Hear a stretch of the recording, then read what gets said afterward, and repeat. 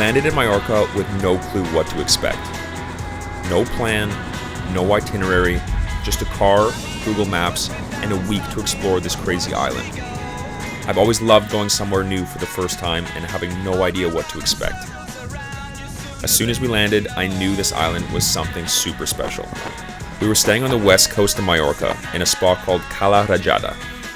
It's the perfect mix of waterfront restaurants, beautiful crystal clear waters, and rugged landscapes. As always, we arrived here with absolutely no plan and no idea what we were going to do for the next week.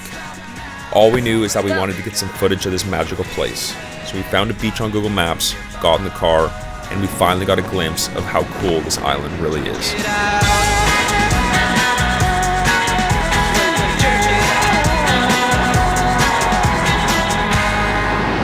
Alright, so tomorrow morning at about 5:30 in the morning, me and Anik are going to try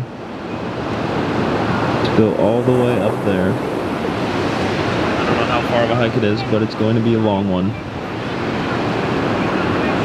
Quite a distance. But we're going to do it. Right, babe? Yeah. Maybe, hopefully.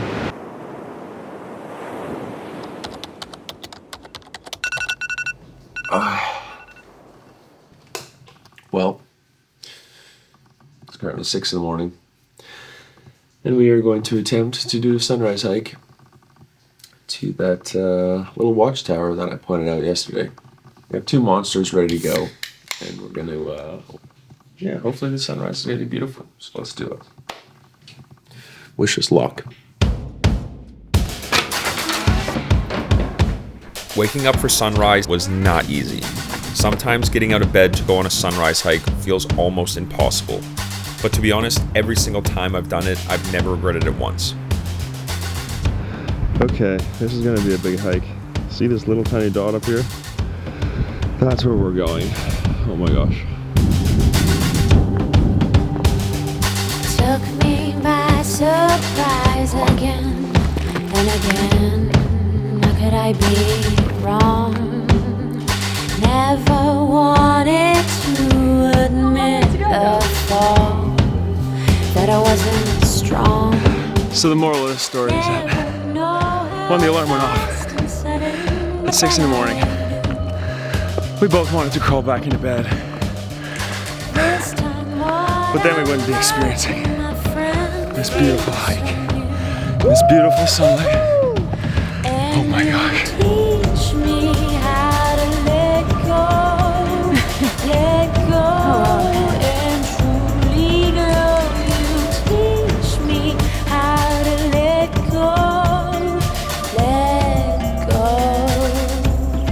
When I was a kid, Europe was this daydream of cobblestone streets, the Eiffel Tower, or maybe a coffee in some tucked away Italian cafe.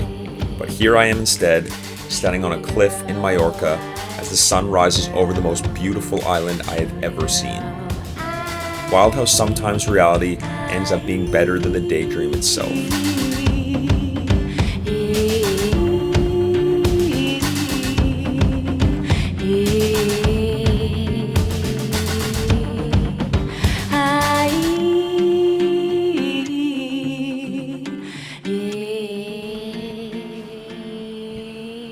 Babe, I think you should wake up. We have to go to another beautiful place. It's been 2 hours now. Come on. Let's go. After a well-deserved breakfast, we were set out to see what else this island had waiting for us. Anik had been to Mallorca a couple of years ago, and a few spots up north were on her mind. On the way, we passed through some very cute little Spanish towns, and of course, stopped for some tapas. Everything's gonna be alright. The flat seaside quickly turned into these rocky, winding roads. We were driving along the northernmost stretch of Mallorca, and holy, the landscape was something else. The cliffs dropped right into the ocean, and the views were absolutely blowing our minds. Now think about this for a sec. The average life expectancy nowadays is around 76 years old. Hitting 38 means a lot of us are already halfway through our lives.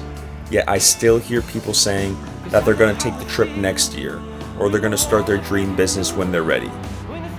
If there's one thing I've learned in my 20s, is that you have to do the thing you want to do right now. Time isn't waiting for anyone, and one day you don't want to look back and regret not doing the things you dreamt of when you thought you had more time. As the day turned to night, we headed back to Cala Rajada. We were tired, but satisfied. Mallorca showed us its true colors today.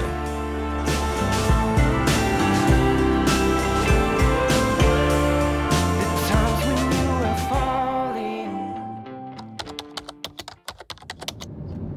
Valdemosa. Off to Valdemosa. What is that to do in Valdemosa? I don't know, it's a little town in the mountains, so we're gonna go check it out. I have no idea. It's all part of the experience.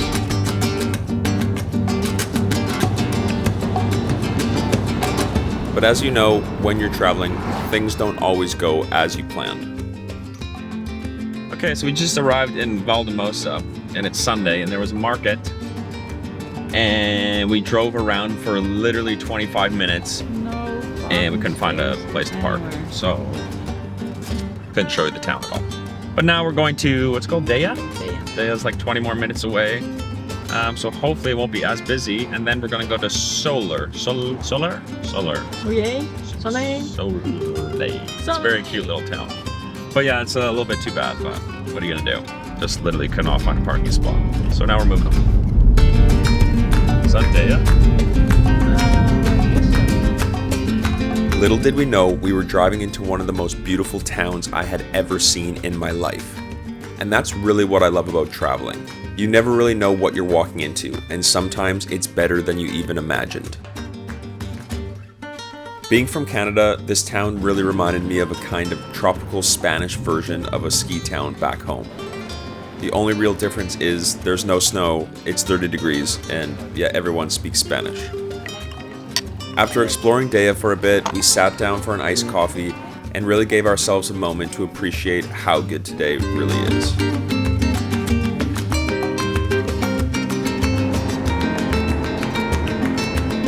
Our last stop of the day brings us to Solar, another small town tucked away in the mountains of Mallorca's west coast.